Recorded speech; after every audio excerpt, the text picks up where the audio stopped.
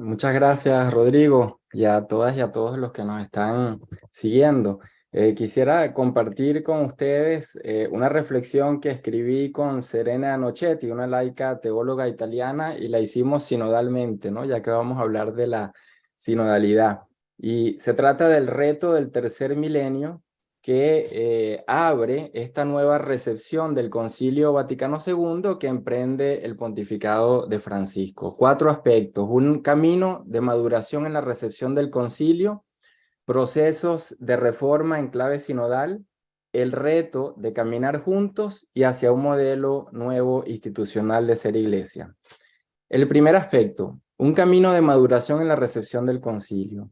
El Concilio Vaticano II fue un concilio de reforma, y así lo testimonian los dos papas del concilio, Juan XXIII y Pablo VI, en sus respectivos discursos durante el primero y el segundo periodo, cuando el primero habla de ayornamiento y el segundo habla de la renovación de toda la iglesia.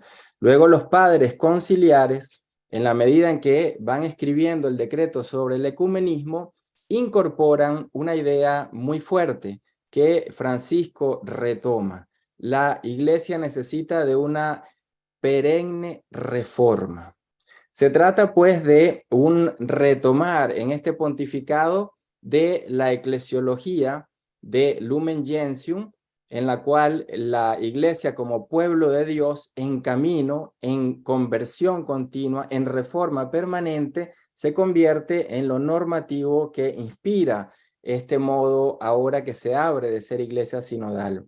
Y es que para los padres conciliares, el capítulo segundo de Lumen Gentium, que es sobre el pueblo de Dios, se convierte en el eje central de toda la eclesiología. El gran arquitecto de esta constitución sobre la iglesia, el cardenal Suenes, decía que son dos los conceptos que más tuvieron impacto en el concilio a nivel de la eclesiología. El primero, decía él, el pueblo de Dios como una totalidad, y el segundo, la corresponsabilidad que deriva de este concepto. En noviembre del 2013, como bien sabemos, el Papa publica Evangelii Gaudium e incorpora esta visión de una iglesia que está en permanente reforma, y lo había dicho unos días antes en una homilía en Santa Marta. Esta idea encuentra sus raíces en la experiencia eclesial latinoamericana con un concepto fundamental que es el de conversión pastoral. Y el pontificado se entiende desde dos ejes que se unen: conversión pastoral y conversión sinodal.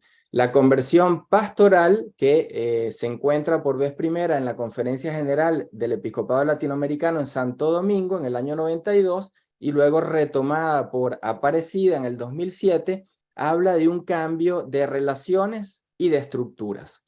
Esto lo retoma el espíritu y el texto de Aparecida y luego se incorpora en Evangelii Gaudium. Desde acá podemos entonces decir un segundo aspecto: se trata de una reforma para Francisco en clave sinodal. Y cuando decimos en clave sinodal es porque se va abriendo paso a través de la celebración de los sínodos, un nuevo modo de proceder en el cual la consultación, el discernimiento en conjunto y la incorporación de todos y todas los fieles en el marco del ejercicio de la colegialidad va dando paso a esta obra de renovación y de reforma que el concilio habló y abrió sus puertas. Por eso Francisco habla, siguiendo a la Comisión Teológica Internacional, en ese documento tan importante que debemos leer en este momento eclesial sobre la sinodalidad, dice: la dimensión constitutiva de toda la iglesia es la sinodalidad, es la forma específica de vivir y de obrar. Y esto nos lleva a entender la sinodalidad como algo que afecta las relaciones y las mentalidades, el ser de la iglesia, pero también las dinámicas comunicativas y las estructuras, cómo nos comunicamos, la escucha, discernimiento, toma de decisiones y las estructuras que faciliten a esta manera de ser iglesia. Dice el Papa, unos días antes de abrir el sínodo sobre la sinodalidad, hablando como obispo de Roma a su diócesis en Roma, dijo él el 18 de septiembre del 21 que la sinodalidad no es un tema alternativo es la forma de ser iglesia. Esto nos lleva a un tercer punto, que es el reto de caminar juntos, que es lo que Francisco, en ese famoso discurso, tal vez el más importante eclesiológicamente de su pontificado, cuando se conmemoran los 50 años de la institución del Sínodo de los Obispos, dice que el camino de la sinodalidad es el camino que Dios espera para la iglesia del tercer milenio. Solamente ha dicho 2 veces el camino que Dios espera. La primera vez lo dijo en Brasil, en relación a la conversión pastoral y aparecida. La segunda vez lo dice en el 2015 en relación a la sinodalidad. Nuevamente encontramos esta conjunción, conversión pastoral, conversión sinodal. Este caminar juntos, sin embargo, ¿qué significa? Porque hablamos mucho de este caminar juntos.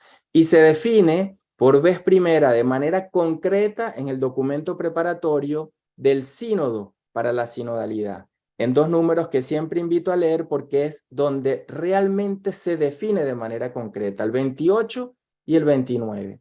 En el 28 dice que este caminar juntos tiene que ver con la vida interna de las iglesias particulares, es decir, como explica el mismo número, relaciones entre los sujetos fieles y sus pastores, organismos de participación y comunidades donde se articula esta vida eclesial, es decir, una profunda conversión y reforma de la iglesia hacia adentro. Y en el número 29 habla de esta perspectiva de un pueblo de Dios que camina junto a la familia humana, a la sociedad. Y por tanto, esta dimensión de esa iglesia misionera, esa iglesia que se incorpora en la sociedad para escuchar y de la escucha aprender. Aquí hay una novedad fundamental. No es para enseñar, sino para escuchar y de esa escucha aprender y generar la conversión pastoral y la conversión sinodal. En este contexto, podemos entonces decir que el caminar juntos supone escucharnos, ese pueblo de Dios comprendido en su totalidad, como decía el cardenal Suenens, escucharnos, discernir en conjunto, y el tercer elemento es elaborar y tomar decisiones en conjunto. Y por eso la Comisión Teológica Internacional, en el documento al cual me refería sobre la sinodalidad, en el número 76 lo dice con toda claridad. La dimensión sinodal de la iglesia se debe expresar mediante la realización y el gobierno de procesos de participación y de discernimiento capaces de manifestar el dinamismo de comunión que inspira todas las decisiones eclesiales. Como vemos, escucha, discernimiento y toma de decisiones representan este nuevo modo de ser iglesia que se expresa con esta frase caminar juntos. ¿Qué está en juego en esta nueva recepción del concilio que se abre? El rescate de un concepto fundamental, corresponsabilidad efectiva, no auxiliar. No es la corresponsabilidad como la ayuda simplemente, sino como la participación efectiva en la cual todos y todas, como Cristi Fideles, un concepto que se recupera también hoy en día, tenemos por el bautismo la misma dignidad. Y de esta dignidad bautismal derivan todos los derechos y los deberes que como sujetos en la iglesia tenemos. De ahí un cuarto punto, que es donde hoy nos encontramos en este proceso sinodal y es el gran reto de este tercer milenio. ¿Cómo construir, caminar hacia un nuevo modelo institucional de ser y de hacer iglesia?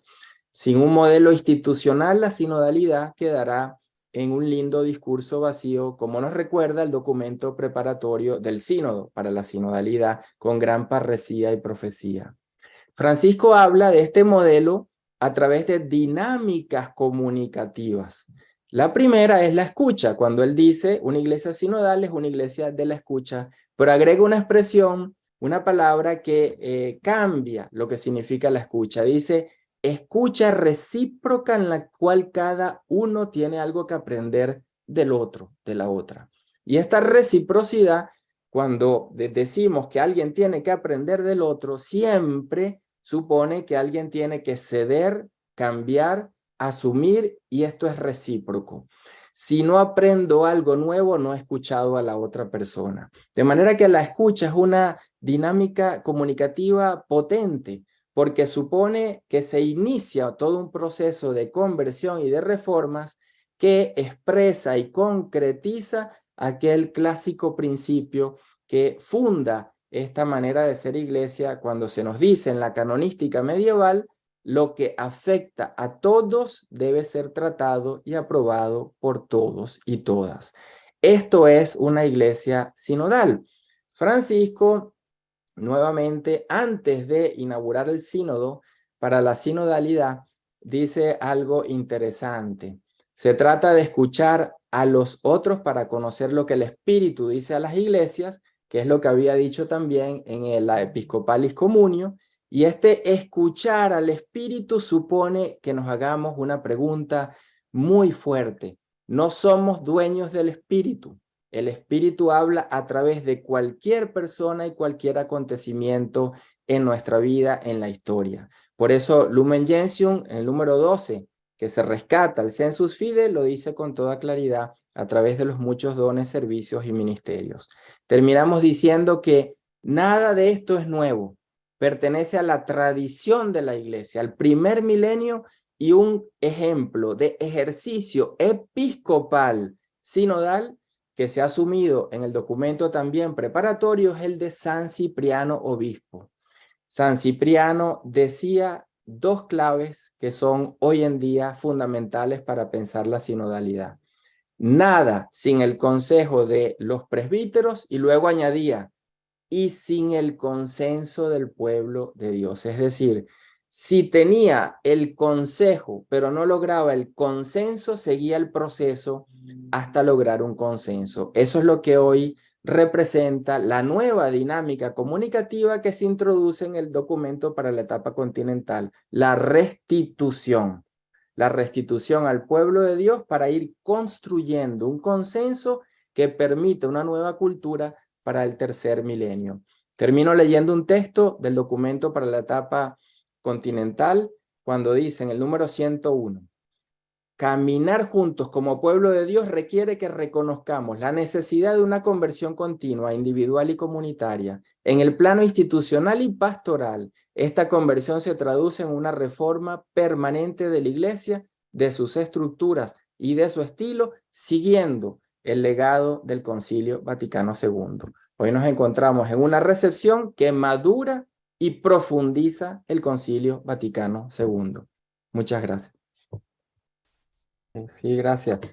Lo de la, digamos, nota constitutiva de la iglesia, ciertamente el camino hacia donde va la reflexión y de donde partió, cuando se dice que la sinodalidad es una dimensión constitutiva, está diciendo que es algo que define de manera sustantiva la iglesia. Es decir, no podemos ya hablar de una iglesia que no sea sinodal o que una iglesia que solo tenga prácticas sinodales. Y este es el punto fundamental, que no se trata de un método solamente o de prácticas, sino se trata de una redefinición de lo que significa ser iglesia.